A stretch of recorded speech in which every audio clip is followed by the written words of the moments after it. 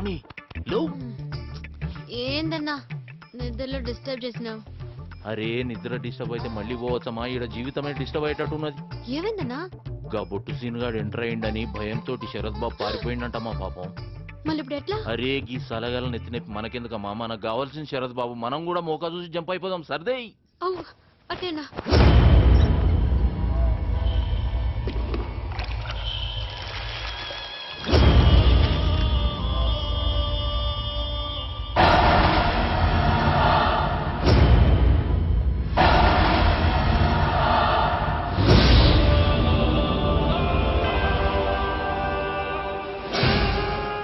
పని పేరా లేవుతంటే నువ్వు పెళ్లిళ్ళు పేరంటాలని గురుకుతాడావా? నాయనా నువ్వు అదో ఒకటి చేసి లెక్క గుర్తరాకుంటే ఆ దాసుగాడు నా ఎముకలు నవిలేటట్టు ఉన్నాడు. ఏం ఆవాలో చూసావు? తాయెత్తు గుడుగా కట్టిస్తే కూడా వెక్కునేవా?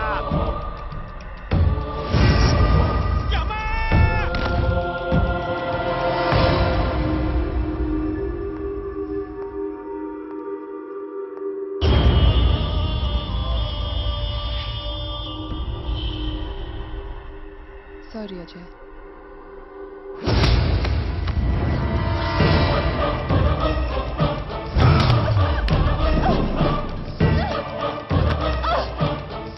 ఎందుకొచ్చా? మళ్ళీ ఎందుకొచ్చా? నా తమ్ముణ్ణి ఎందుకు చంపాలనుకుంటున్నా? ఎవరు నువ్వు? చెప్పు, ఎవరు నువ్వు? చెప్పు. ఇది మన కుటుంబాన్ని నాశనం చేయడానికి వచ్చింది తమ్ముడు. ఎవరానికి తమ్ముడు? నువ్వు కింగు కాదు, బొట్టు సీను అన్న సంగతి నాకు తెలుసు. కాదు, కింగ్. కింగ్ ఇప్పుడు చచ్చిపోయాడు. నేనే చంపించాను. ఎందుకు? అడ్డు తొలగించుకోవడం కోసం. అందరూ నన్ను కింగ్ తమ్ముడు అంటారు తప్ప కనీసం నా పేరేంటో కూడా ప్రపంచానికి తెలీదు. నేను గెలిస్తే కూడా కింగే గెలిపించాడట. అంతా కింగే. అందుకే నేను కింగ్ అవ్వాలనుకున్నాను. దానికోసమే చంపించాను. ఇప్పుడు నువ్వు చచ్చిపోయిన కింగ్ ప్లేస్లోకి వచ్చి డబ్బు కోసం డ్రామాలు ఆడుతున్నావు. నీకెంత కావాలో చెప్పు, ఇస్తాను. వెంటనే ఇక్కడి నుంచి వెళ్ళిపో.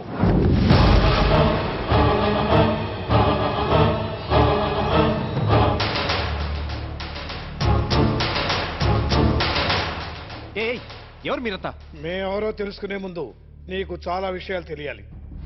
కింగ్ను చంపడానికి చాలా మంది ప్రయత్నించారు, ఎవరూ చంపలేకపోయారు. కానీ నువ్వు చంపేశావు. కింగ్ నీ మీద పెట్టుకున్న నమ్మకాన్ని చంపేశావు, పెంచుకున్న ప్రేమను చంపేశావు. కానీ కింగ్ను మాత్రం చంపలేకపోయావు. కింగ్ను చంపడం కష్టం మాత్రమే కాదు, అసాధ్యం.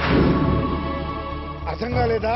తను ప్రాణంగా ప్రేమించే తన తమ్ముడే తన ప్రాణం తీయడానికి ప్రయత్నించాడని తెలిసి బాధతో కుమిలిపోతున్నాడే, ఆ మహానుభావుడేరా కింగ్.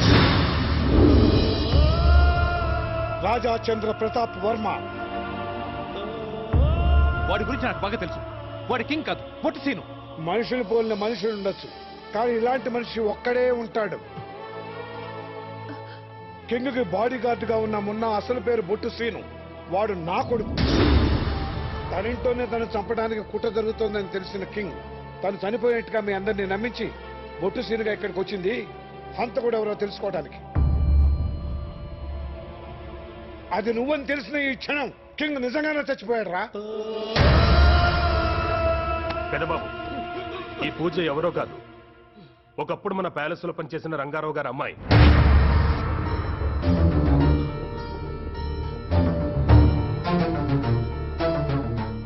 డైరెక్ట్ గా మిమ్మల్ని ఏమీ చేయలేని భగత్ సేఠ్ పూజ పగని వాడుకొని ఈ కుటుంబాన్ని నాశనం చేయాలనుకున్నాడు. అందుకే పూజ చిన్నబాబుని ట్రాప్ చేసింది. నేనెందుకు పెళ్లి చేసుకోవాలి? ప్రతి దానికి మీ అన్నయ్య మీదే ఆధారపడతాం. అసలు కింగే లేకపోతే? పూజ, కింగ్ రావడం ఒక క్షణం ఆలస్యమై ఉంటే ఈ రోజు చిన్నబాబు నీ చేతుల్లో బలయ్యేవాడు. వీడి చేతుల్లో నువ్వు బలయ్యేదానివి. చెప్పరా? అవును, భగత్ సేఠ్ నిన్ను కూడా చంపేమన్నాడు. పూజ, ఆ రోజు అందరి ముందు కుటుంబం పరువు పోకూడదని మీ నాన్నగారి విషయంలో ఏమీ మాట్లాడలేకపోయాను. తర్వాత ఆయన క్షమాపణ చెప్తామని మీ ఇంటికి వచ్చేసరికి ఆయన ఆత్మహత్య చేసుకున్నారు. అప్పుడు చిన్నపిల్లగా ఉన్న నిన్ను పెంచి పెద్ద చేసే బాధ్యత మీ అత్తయ్యకి అప్పచెప్పి దానికి కావాల్సిన ఏర్పాట్లన్నీ చేశాను. కానీ ఆ విషయం నీకు తెలియనివ్వలేదు. ఎందుకంటే నేను చేసింది సహాయం కాదని నాకు తెలుసు. ఇప్పటికి కూడా నీకు జరిగిన అన్యాయానికి నన్ను చంపే హక్కు నీకుంది.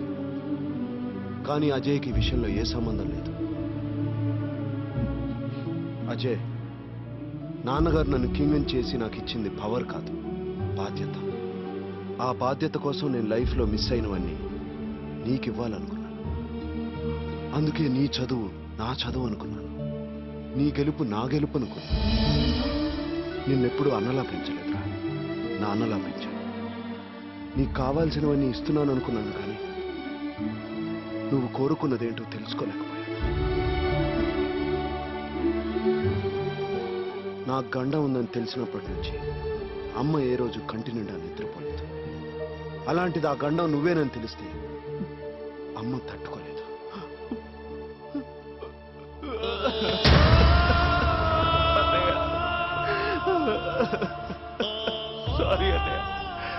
సారీ అన్నయ్య. క్షమించడానికి నువ్వు చేసింది చిన్న తప్పు కాదు.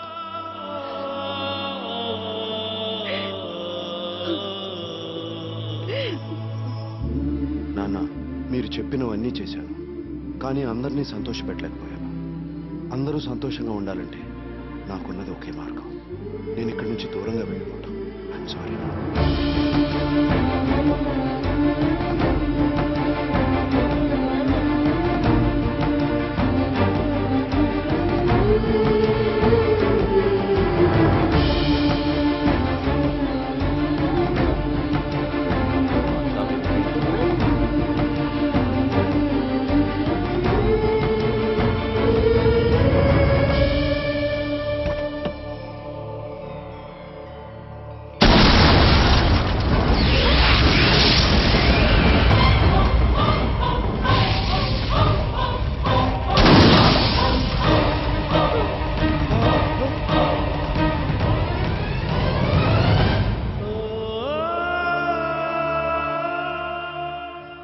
చిన్నబాబు, అమ్మ ఇంట్లో నుంచి వెళ్ళిపోయింది. మావయ్య,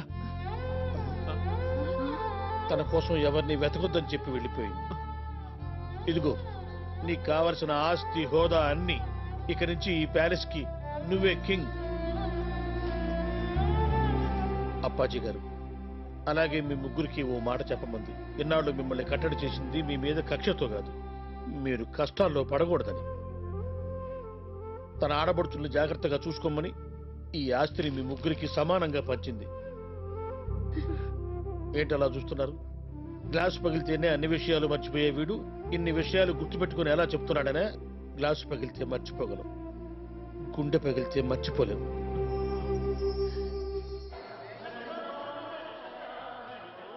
ఎక్కడున్నాడో ఏమైపోయిండో మా శరత్ బాబు. జల్దీనా తిరిగి వచ్చేటట్టు చూడు స్వామి. అరే, అడుగుడే లేటున్నట్టున్నది నీ దుకాణంలా. శరత్ బాబు, బావగారు మీరా? Good morning. అరే చెప్ప చేయకుండా ఎడిగిపోయినావు బాయ్. ఆ బొట్సిన్ గారు బెదిరించాడు బావగారు. భయవేసి మా అమ్మమ్మ గారు ఊరు వెళ్ళిపోయాను. నీ పిరికితనమే నిన్ను కాపాడింది బాయ్. పిరిగితనం ఏంటి పిరిగితనం? ఆయన అలా వదిలేస్తాను అనుకుంటున్నారా? పోలీస్ కేసు పెడతాను. పోయినోని మీద ఏం కేసు పెడతావా? ఎక్కడ పోయాడు? పైకి పోయిండు. అగో బొట్టు సీన్ గానయ్యా. కొడుకు పోయిండని తెలిస్తే గా పొట్టు నర్సి గారు తట్టుకోలేడు. నువ్వు పెద్ద మనసు చేసుకుని నీకు టైం దొరికినప్పుడల్లా నీకు కనిపించి సీన్ గాన్లా కలరింగ్. నాకు కుదరదు బావగారు. ఏం ఏ అంటే ఏం చెప్పంటారు? అక్కడ ట్రైన్ లో కింగ్ వాళ్ళ అమ్మగారు కనిపించారు. సేమ్ నేను మీకులాగే ఆలోచించి అక్కడ కమిట్ అయ్యాను. మళ్ళీ ఇప్పుడేమో సీన్ లాగా యాక్ట్ చేయమంటున్నారు. ఒక్కడిని ఎన్ని క్యారెక్టర్లను చేయను? నేనేమన్నా నాగేశ్వరరావునా రామారావునా? అరే ఒక మంచి జరగానికి ఎన్ని క్యారెక్టర్లు చేసినా తప్పులేదు వా. అయితే శ్రావణ్ కూడా మాట్లాడుగుతాను. శ్రావణ్ ఎక్కడ? ఏంటి శరత్ సడన్ గా మాయమైపోయావు? నీకోసం ఎంత టెన్షన్ పడ్డానో తెలుసా? శ్రావణి, నీకో నిజం చెప్పాలి.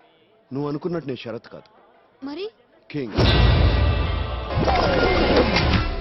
కిట్టు, నిన్నెందుకు వదిలేస్తున్నాను తెలుసా? ఇక నుంచి భగత్ సేట్ చేసే ప్రతి ప్లాన్ నాకు తెలియాలి.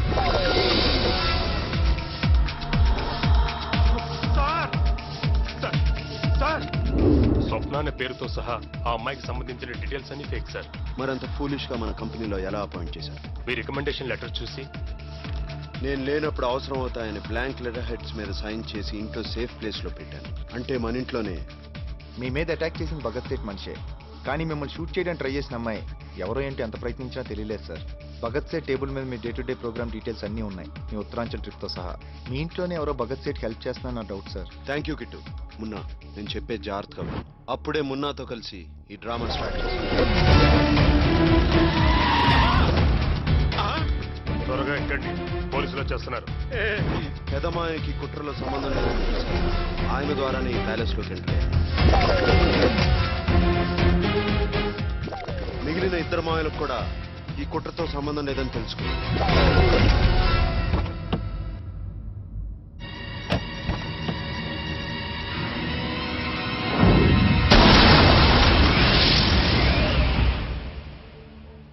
నా తమ్ముడు కోరుకున్న స్థానాన్ని వాడికి ఇవ్వడం కోసం నేను చనిపోయినట్టు అందరినీ నమ్మించి ఇక్కడికి వచ్చాను. సార్,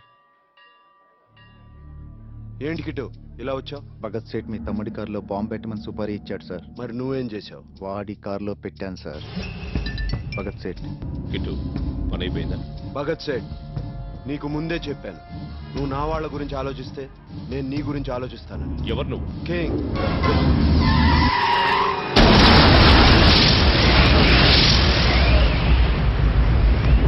నేను వస్తున్నా కదా. అమ్మా శ్రావణి, 2 దినాలకేం శరద్ బాబు పరేషాన్లు ఉన్నావని నీకు గుడ్ న్యూస్ చెప్పలే. ఏంటన్నయ్య? మన మాసాబోళ్ళ అక్క పారిజాతాన్ని నేను లవ్ చేసిన మ్యాటర్ నీకు ఎరక కదా? తెలుసు కదా. ఆమె నాకు టెస్ట్ పెట్టిన మ్యాటర్ కూడా నీకు ఎరక కదా? తెలుసు. ఇప్పుడు ఆ టెస్ట్ లా మాసాబ్ నన్ను ఫుల్ మార్కులతో పాస్ చేసిండు. అన్నయ్య అంత ఆచిన బొక్కు. మీ అన్నయ్య పెయింటింగ్ నచ్చిలేని పాస్ చేయలేదు. రోజు కొన్ని చూడలేక. అరే నేను మాట్లాడుతున్నా కదా మాసాబ్. ఏం లే అమ్మా, మీ పెళ్లితో పాటు నా పెళ్లి కూడా తగ్గించేద్దాం. ఏమంటావు శరద్ బాబు? అలాగే బాబు గారు, పుంగి బజాన్ చేద్దాం. జ్ఞానేశ్వర చెల్లెల్ని బొట్టు సీరు చేసుకుంటున్నాడంటే ఆ కాంబినేషన్ లో పెళ్లి ఎట్టుండాలా? పుంగి వలగాలే. బాబు, నిన్ను బొట్టు సీన్ అనుకుంటుండు పాపం అమాయకుడు. బాబు గారు, డాక్టర్ గారు, మనం ముందుగా అనుకున్న ముహూర్తానికి పెళ్లి చేసేద్దాం. పెద్దబాబు, కోడలికి నగలవి తీసుకోవాలరా. అలాగే అమ్మా.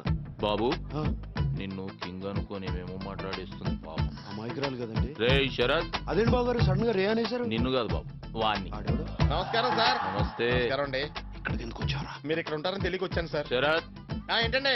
నిన్ను కాదు బే, నన్ను. చెప్పండి బాబు గారు. మీ ఫ్రెండ్ను కూడా పెళ్లికి విలువ బాబు. విన్నావుగా, పెళ్లికొస్తే చంపేస్తాను.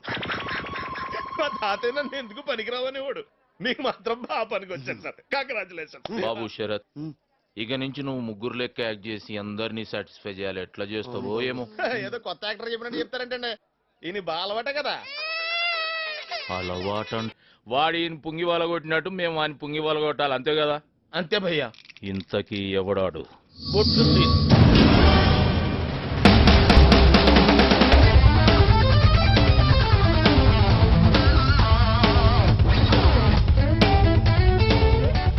మంచిగున్నవరా గుండ్రంగా బొంగరం లెక్క. మాకే పెట్టి మా దందని డౌన్ ఫాల్ చేయనీకి చూస్తున్నావు అబే. నాకు అలాంటి ఐడియాలు ఏం లేవు సార్. 3 గంటల నుంచి ఒకే పొజిషన్ నిలబడి నడువు లాగేస్తుంది. కొంచెం రిలాక్స్ అవుతాను సార్. కదలకండి సార్, మళ్ళీ ఆయన మొదటి నుంచి గీస్తారు మీ బొమ్మ. ఆయన కంటే నువ్వు ఎక్కువ ఫీల్ అయిపోతున్నావు ఏంట్రా? ఏయ్, క్రియేషన్ ఉన్నాను అని ఖాళీ బొమ్మ గీసి చేస్తున్నా. ఇంకొకసారి ఇట్లాంటి బుద్ధి లెక్కలు ఇట్లా చేసినావు అనుకో, మళ్ళీ బొమ్మకి ఇస్తారా సార్? లేలే బొమ్మకి దండేస్తా.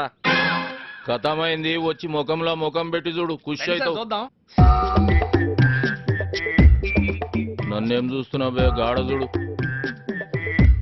సేమ్ పండు కోతి లెక్క